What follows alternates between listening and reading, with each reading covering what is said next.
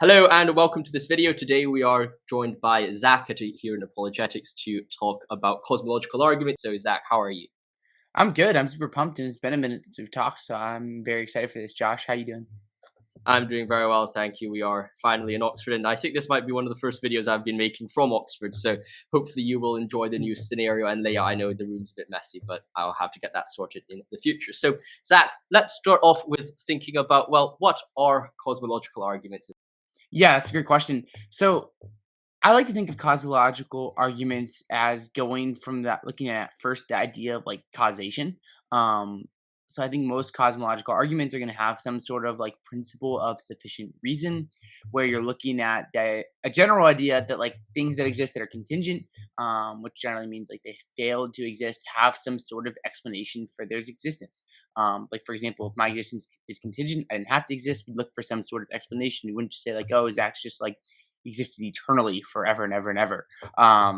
We assume that if something's contingent, there's an explanation. And from that, I mean, there's different ways you could do it. They kind of want to argue that there's some sort of like either first cause or some sort of like necessary thing that creates all these other contingent things. So that's like the first stage. We talk about stage one, where it's like identifying a necessary foundation. And then from there, it'd be like trying to identify that necessary foundation, typically as something like divine, like a god or something along those lines. Mhm. That is definitely a very interesting place to start off with, and that's normally that's something which is quite interesting. Perhaps we could develop it a bit further, and you've raised ideas like the principle of sufficient reason and contingent and necessary. For someone who perhaps has never interacted with cosmological arguments before, how would you kind of explain further what does contingent mean or what does necessary mean? Yeah, that's a great question. Thanks, Josh. So obviously, there's different ways you could define contingent and necessary, and it's probably going to depend on a specific argument. But what I like to do when I think about contingency versus necessity is I like to think of contingent things as typically dependent things. Obviously, I know some people would say like, well, you could have dependent things that are necessary. But for like the sake of what I try to do, I like to think of just contingent things as something along the lines of something that's like dependent on something else for its existence.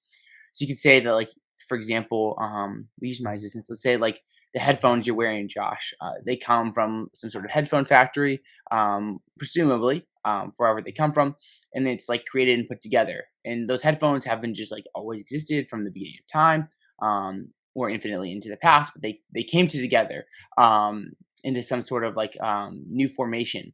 And from that, we get something that's contingent, something that didn't exist, but at some point comes together and does like begin to exist. So I think of that as something that's contingent. Something that's necessary is something that I would say is like kind of the opposite of that. It's something that's just never began to exist, or something that's always existed. Is something along those lines is how I would define necessary. So something is necessary if it doesn't depend on anything else for its existence. So we wouldn't say like God exists necessarily, like God wasn't like caused into existence or one day just like showed up, but God has always been there. You could also like extend this to potentially like mathematical things, like thinking like 7 is a prime number, or I like to always think like, can we make 2 plus 2 not equal to 4? I tend to say no, like 2 plus 2 is equal to 4, and it's just always been that way, and it always will, and it's not dependent on anything for 2 plus 2 to be equal to 4, is something that I think. So that's contingent and necessary. And then looking at like the principle of sufficient reason, what we're trying to say is like contingent things have an explanation. Like headphones coming into existence come from like a factory, and like when we could point to anything that's contingent, we could point to some sort of explanation to explain why it comes to exist. Mhm. Perhaps we can talk a bit more about the necessary, kind of the definition of necessity, for example, or Hmm.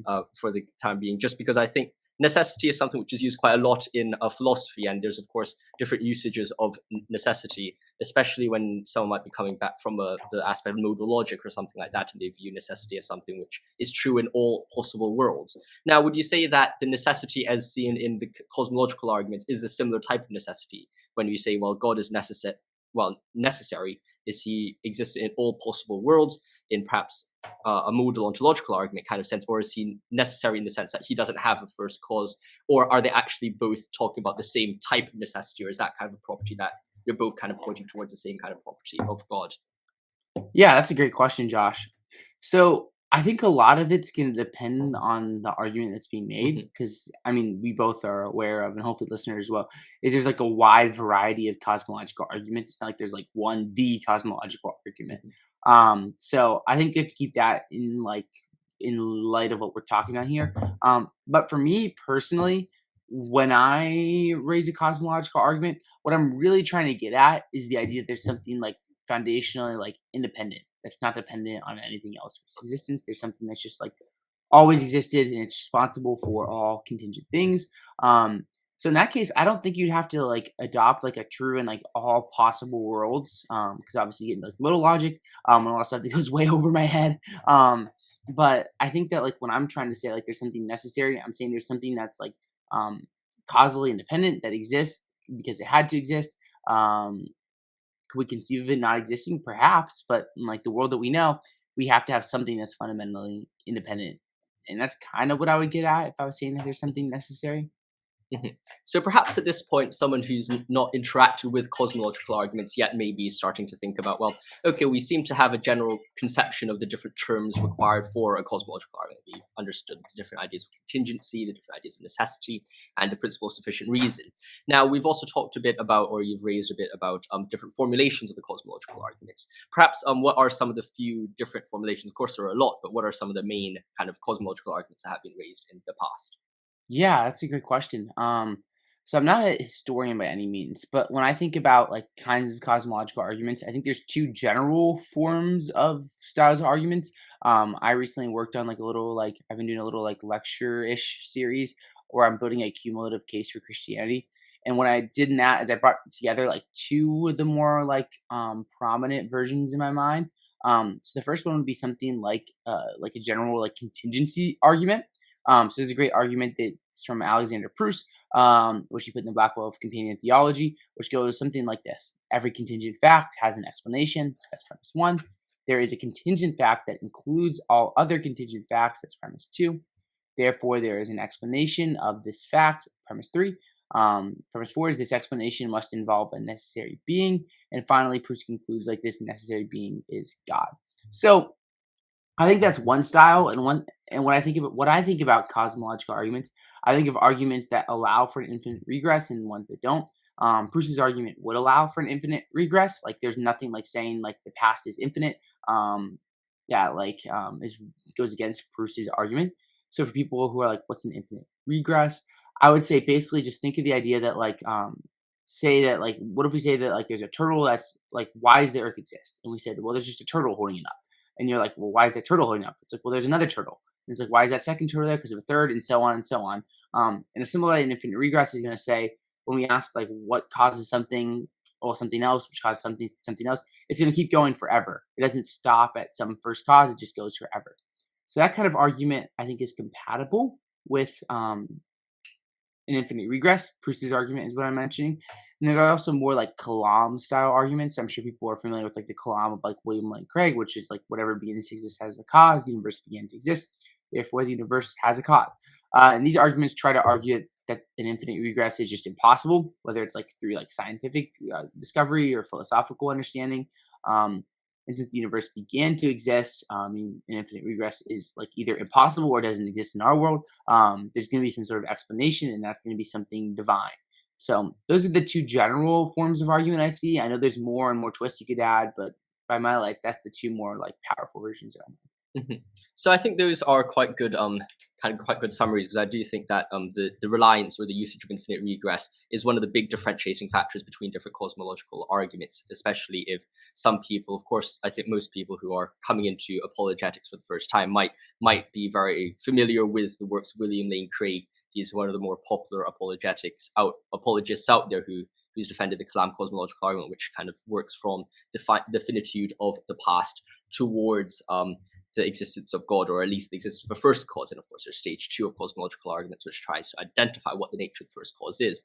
And one of the things that William Lane Craig does quite well is he's illustrating, or he's depending on a lot of the tradition surrounding infinite regresses and how there are problems perhaps with infinite regresses existing. Though, of course, on the other hand, there's going to be philosophers who respond to that, like I think Graham Oppy and a few others who do kind of discuss the possibility for infinite regresses, and there of course has also been quite a strong counter kind of claim or counter kind of school of thought which does suggest that infinite regresses are indeed possible. And that's where sometimes another type of cosmological arguments do enter into the fray, where they say, well, actually, even if there is an infinite regress, it is possible for this cosmological arguments to hold, and that even if there's an infinite amount of contingent things, there still seems to be a necessary kind of cause behind all of that. Would you say that that's quite a good kind of summary of the difference between the two types of arguments? Yeah, I think that's good, like, looking at the reliance on, like, the impossibility of an infinite regress. I would say I really like the first version more, where, Hmm. like, you're not relying on saying an infinite regress is impossible just because it, like, makes less assumptions. But yeah, I think that's a great kinda, like, summary of the 2 different kinds of cosmological arguments that we're kinda wrestling with. Mhm. Do you think one of the reasons why we tend to kind of like the perhaps the first one more is because of its simplicity, or do you think there's some other kind of factors where it seems to be a bit more intuitive, perhaps as well, which makes the first type of argument a bit better than the second? Are you referring to the like, proofs, like, people thinking it's better or, like, a Kalam that people are Well, I thinking think is a better? lot of times people intuitively find the Kalam a bit more intuitive, in the sense Mhm. that I suppose a layman coming into philosophy might, or at least just a Christian, might think, well, actually, there must be a first cause because, well, the past was finite. So there must have been Yeah. kind of a creation out of nothing, a creation ex nihilo, which could only be explained by God. And intuitively, that might seem a bit stronger than if someone says, actually, the past went on forever, but nevertheless, there still has to be a God explaining everything behind that. There seems to be that intuitive kind of benefit. I'm wondering your thoughts about whether this intuitive nature is kind of justified, or do you think there's actually even if we accept the infinite regress, the case can be made to a similar strength, perhaps? Mhm. Yeah, well, I think you're spot on, Josh. Because like the Kalam running, you really only need 2 premises. Hmm. One is like whatever begins to exist has an explanation of its existence, which is something that like even like if you want to just adopt more like a proof style like contingency argument, that's something you accept. Like the universe began to Hmm. well, no, I'm jumping ahead. Whatever begins to exist has an explanation of its existence. That's a super plausible premise, and something like it's a foundation to like all contingency arguments. So I think that premise one of the Kalam is super intuitive, and I think most people believe in it. And it's only to when they get to like super high levels of philosophy that I think people start to doubt the causal premise. So then we're really left with just like the universe beginning to exist. And it seems like to me, like for people that are just getting into this, that's only the big claim that you have to like wrestle with. Hmm. And if you're a theist, like then you probably already believe this because you believe that like, God exists and created the universe. Um, and then you can look at like different things like showing like weird paradoxes where like an infinite regress seems like really weird. And like showing like, hey, there's something really weird about the idea of the universe being like past infinite. And I think that can get your intuitions pumping a lot. And then I also think that like scientific understanding, like I don't think it proves by any means like the universe is finite, and I'm not a scientist. But when I think about the idea that like generally people agree that like everything that existed, like all the atoms and everything comes from this like really, really, really tiny singularity. Um, and it all comes from this like really tiny singularity. It's all like coming out.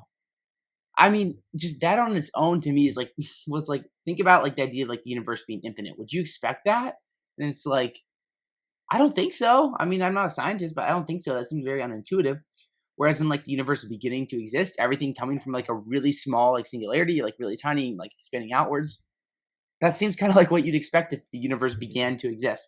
So yeah, I think the Kalam is super intuitive, and you really only need to buy into 2 things to really like get it running. So yeah, it makes total sense to me, like why the Kalam is like super popular and super intuitive, and like a lot of people will buy into it when they first get into like this whole realm. Mhm. I think that's definitely a very good summary and analysis of the Kalam cosmological argument. Perhaps we could turn our attention to perhaps contingency arguments as well, and perhaps you could talk a bit more about kind of how it is possible for there to be a necessary explanation, even though there is perhaps an infinite amount of contingent things explaining each other. Because perhaps someone might look at the argument and say, well, actually, if perhaps someone could say, well, okay, imagine there are actually an infinite causes of contingent things called explaining each other. Would that not suggest that all the individual parts of this set of this infinite set are actually all explained by other contingent things, and the necessary cause is not needed? Perhaps you could develop this argument a bit further. Yeah, that's great. Thanks, Josh. So I think a lot of it's gonna come down to first, like your definitions. Hmm. So what do you mean by something that's contingent, and what do you mean by something that could have that is, for example, necessary? So if you think of like, if I like to think of things generally as contingent if they're like dependent on something else for their existence, and something's necessary if it like is independent. You could also say like contingent facts are something that could have been otherwise, whereas necessary facts are something that couldn't have been otherwise. Like necessary things like had to exist. So one thing with like we're going to the infinite regress idea, is like go back to that turtle thing I talked about. Like, what if like we asked like why does the Earth exist? And someone tells you, oh, well, it's a turtle that's holding up the Earth. And you're like, well, why is that turtle holding up? There's like, oh, there's a second turtle. That one's holding up turtle one, and there's a third one holding up turtle two, and so and a fourth, and a fifth, and a sixth, and so on.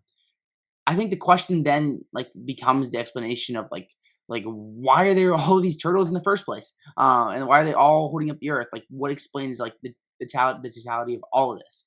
Um, and for me, I'm not super big into like the like having like an argument that kind of like proves God exists, or like vice versa, an argument that proves God doesn't exist. I'm more just like, hey, like let's compare theories here. So if we say like your theory is that like there's this infinite regress and like one thing causes another, I want to ask like, why is there anything at all? Like, are you gonna say that like everything is just contingent and there's just nothing necessary? 'Cause to me, that like if you do that, like this whole chain's contingent, there's no explanation for why there's anything at all. Like if contingent things depend on something else for the existence, and everything's contingent, like why are all these things here if they're just dependent on something else? It seems kind of weird. So I think the better option is to say like maybe it's all necessary.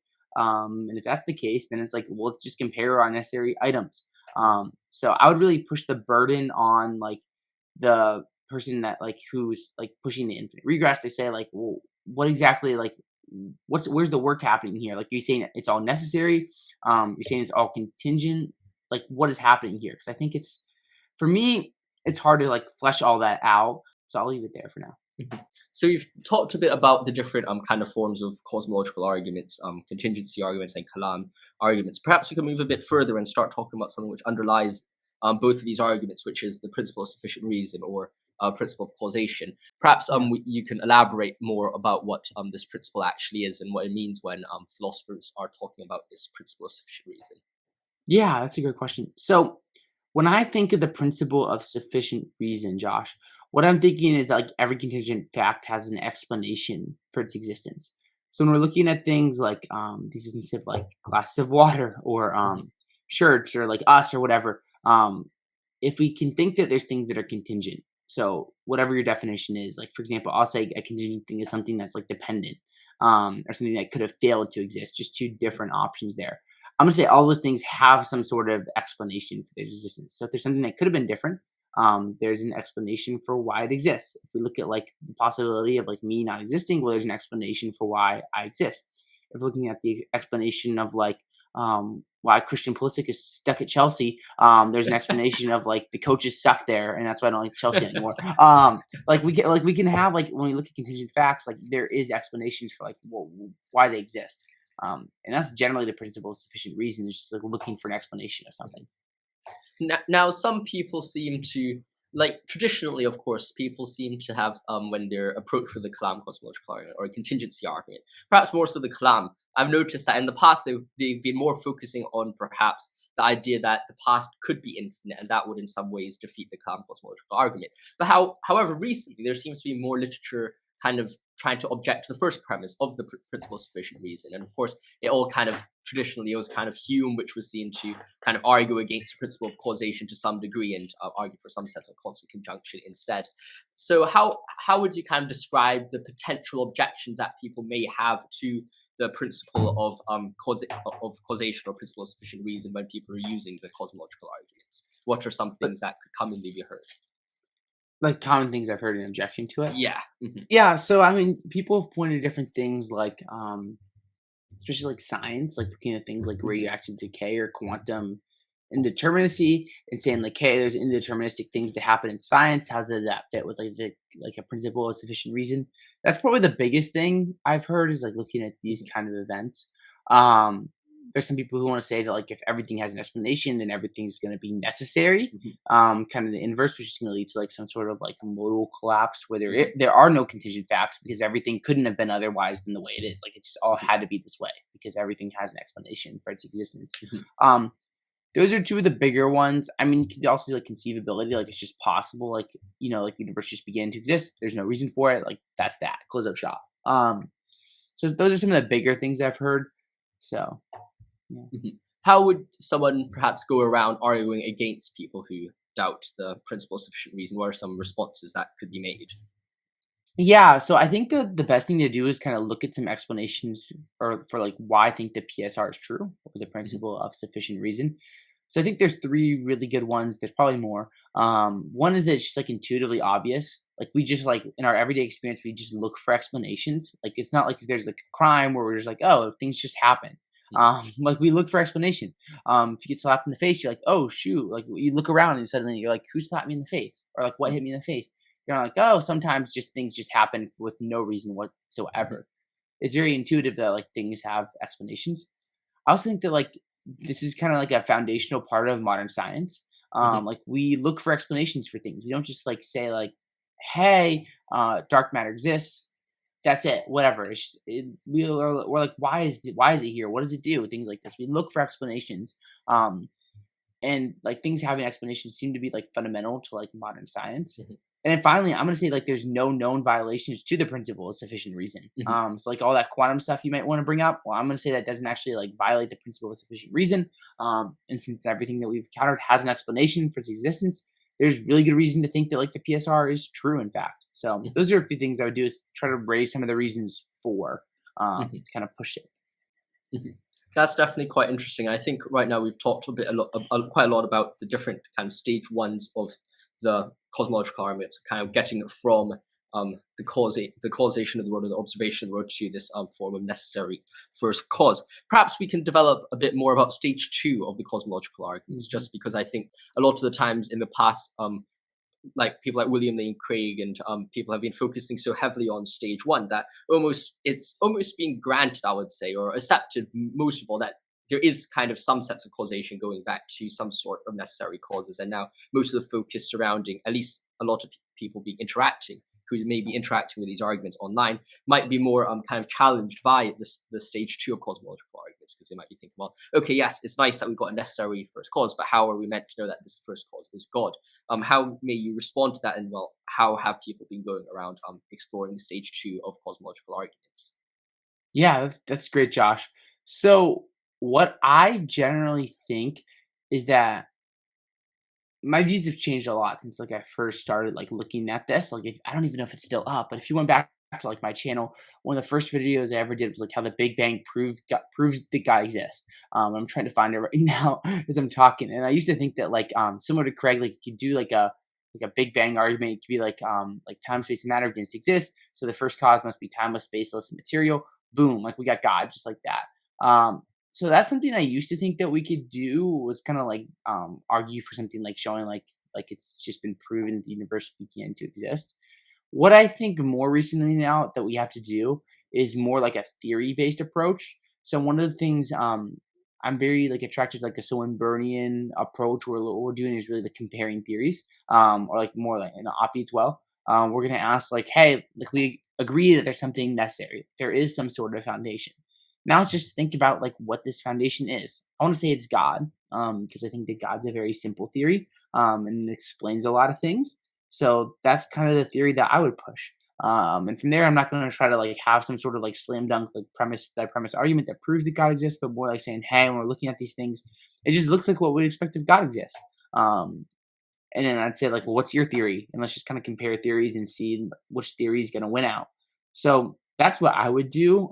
Is like a theory-based approach in stage two, looking at things like design or moral knowledge or like intuition or like widespread theistic belief, and say, hey, these things really push like that theism stuff forward. So that's how I generally approach stage two. Mhm. I definitely think that's something which goes on, and of course, right before we continue on with this video, make sure you go check out Geo and Apologetics. He posts really good content. Let's carry on with the stage twos of the cosmological arguments. What are some kind of objections to stage two cosmological arguments, and what are the other kind of alternatives that people may say if they do want to hold the necessary cause, but don't exactly want to hold that the cause is God? What things may they come up with? Yeah, that's a good question. So it's really the objections are gonna really depend on the kind of argument that you prove. Um, but like generally, when I think of like objections, like stage two being God, it's kind of like that question of like, so what? You got to first cause or something necessary? Like, why on earth think that like it's a God? And that's generally the idea. Like you look at the Kalam, like people will be like, the Kalam doesn't even mention God. And like if you read the first like three premises, it doesn't. Obviously, that like you can get into like further argumentation. Like Craig never ever stops at just like the Kalam. Um, but there's like the bridging that gap where we're gonna have some like how do we go from there being just something necessary, something being like fundamentally like independent or something, to there being like a God. So that's kind of like the big gap problem, like you could say. Uh, and then obviously, I think that like what people would do to object is just like either one question like why God? Like why does God have to be this?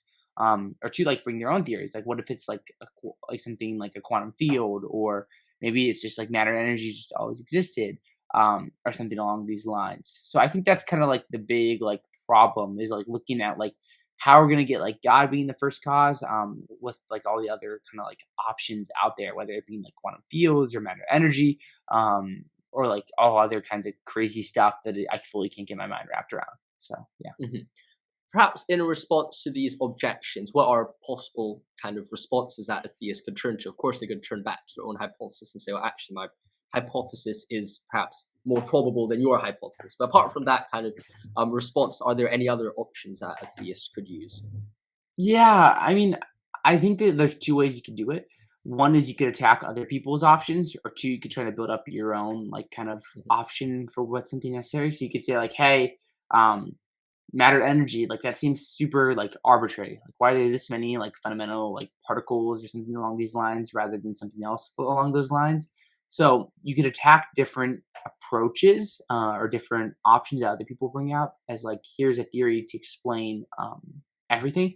So you could attack other people's theories, or you could just really try to like build up the theistic account of things. So you could point to things such as fine tuning and say, hey, when you look at the nature of fine tuning, there's a lot of like things that point towards or seem like they're designed. Uh, sorry, I just burped. Design things require some sort of explanation. When we look at like the fundamental like constants that govern the universe, it seems like there's a bunch of different ways it could have gone wrong, but for the case of like conscious life existing, it went right. It's something that's more expected if the foundation is like maybe something that is intelligent or along these like this like theistic theory. So if that makes sense, Josh, what I would say is like what I would do is try to push a bunch of those reasons like fine tuning or consciousness or theistic belief that kind of like push theism as like this is like the best explanation of things when we're looking at stage two. Mhm. That's definitely a very good summary of some of the objections to stage two. So we talked a lot in this video about kind of what our stage one cosmological arguments, what are stage two of cosmological arguments, what are the objections to stage one and stage two parts of the arguments. Are there any further kind of arguments that someone may hear or objections someone may hear to cosmological arguments in general, apart from what we have covered already? And we get to always the burning question of what caused God, so we can talk about that. Yeah. What would your response be to what caused God, the be all and end all of all philosophical objections? Yeah, I mean, I would just say that remember when we look at contingency arguments, that'd be more like denying God is a necessary thing and saying that God is contingent because if God has a cause, then it seems like God's gonna be a contingent thing. So then we're just back to that question of like, is there something necessary? Mhm, So that's kind of where I would take that. So I don't know. It's just kind of like I think it's more of a rhetorical thing. mhm, Because if we remember, stage one is just trying to say there's something that doesn't have a cause that exists mhm, like fundamentally and is like causally independent. So what caused God is really trying to go push back on that first question, mhm, rather than the second question of like why I think it's God.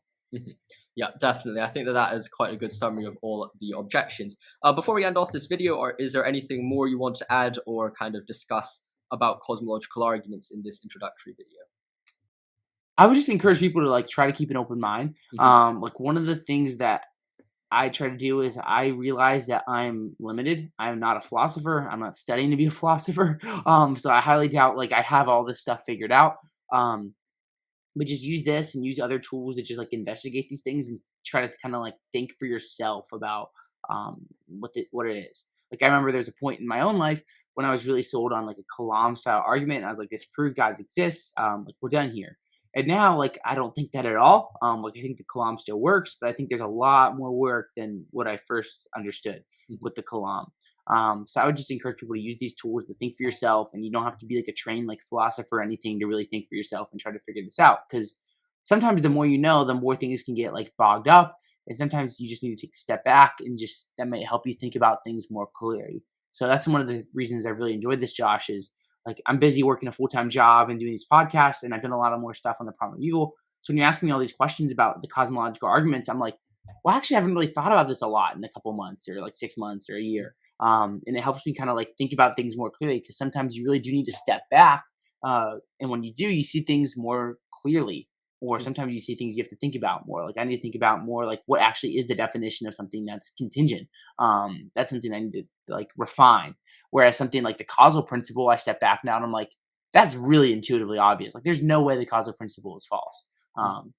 That's what I think. I'm not saying that like you can't be rational and deny it. But yeah, think for yourself. That's kind of what I'd say.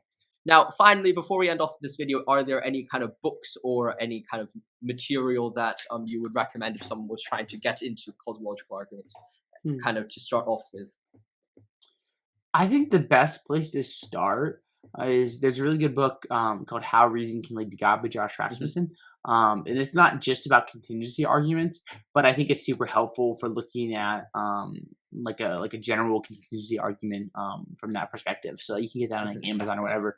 I just started reading Andrew Loke's book on cosmological arguments. That's a lot more high level. Like it's more of like a scholarly-ish book, high level pop book. Because like I'm not picking up, like I'm trying to understand it. There's a lot of things I'm not picking up. So that could be a good resource. I know Craig has a bunch of stuff on the Kalam. So that's what I'd recommend. But number one, I'd say is How Reason Can Lead to God by Josh Rasmussen. I think that's the best place to start with this discussion. I definitely think that is a good place to start off with as well. I have not read the books you've rose just now, but I have heard from quite a few friends that those are very good books. I think one of the good places that you can turn to, I forgot the exact name of it. I'm not sure if you can remember which one it is, but I think Craig wrote something like the Cosmological Argument from Plato to Leibniz. Yeah, he wrote a history of it somewhere. I never read it. You wrote a history. I read that one, and that was quite interesting to just kind of dialogue the different kind of approaches to cosmological arguments through the centuries. I forgot the exact name of it, but I'll put it up in the editing process. So those are things that you can definitely turn to if you're interested in the Kalam Cosmological Argument. Of course, Craig wrote a book called the Kalam Cosmological Argument. You can go check that out. So those are a few of the materials that you can reach out to. Of course, Zach has quite a lot of material on philosophy of religion on his channel, so make sure you go check that out on here at Apologetics. I'll link to that in the description below.